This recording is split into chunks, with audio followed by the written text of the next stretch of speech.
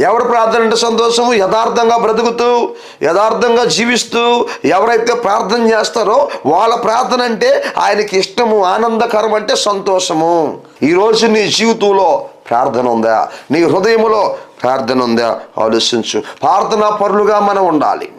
ప్రార్థన ఆత్మను కలిగిన వారంగా మనం ఉండాలి. ప్రార్థన శక్తిని కలిగిన వారంగా మనం ఉండాలి. ప్రార్థన బలాన్ని కలిగిన వారంగా మనం ఉండాలి. ప్రార్థన అభిషేకాన్ని మనం కలిగిన వారంగా మనం ఉండాలి. ప్రార్థన ద్వారా మనం ముందుకి కొనసాగాలి. ప్రార్థన ద్వారానే విజయాలు మనం సాధించగలం. ప్రార్థన ద్వారానే అద్భుతాలు మనం సాధించగలం. ప్రార్థన అనేది ఒక విశ్వాసకి ఊపిరి లాంటిది. ప్రార్థన అనేది శ్వాస లాంటిది. ప్రియులారా, గమనించండి.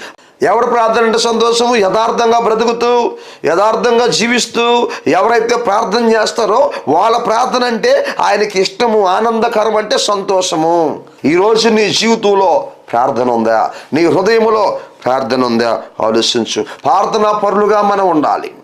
ప్రార్థన ఆత్మను కలిగిన వారంగా మనం ఉండాలి. ప్రార్థన శక్తిని కలిగిన వారంగా మనం ఉండాలి. ప్రార్థన బలాన్ని కలిగిన వారంగా మనం ఉండాలి. ప్రార్థన అభిషేకాన్ని మనం కలిగిన వారంగా మనం ఉండాలి. ప్రార్థన ద్వారా మనం ముందుకి కొనసాగాలి. ప్రార్థన ద్వారానే విజయాలు మనం సాధించగలం. ప్రార్థన ద్వారానే అద్భుతాలు మనం సాధించగలం. ప్రార్థన అనేది ఒక విశ్వాసకి ఊపిరి లాంటిది. ప్రార్థన అనేది శ్వాస లాంటిది. ప్రియులారా, గమనించండి.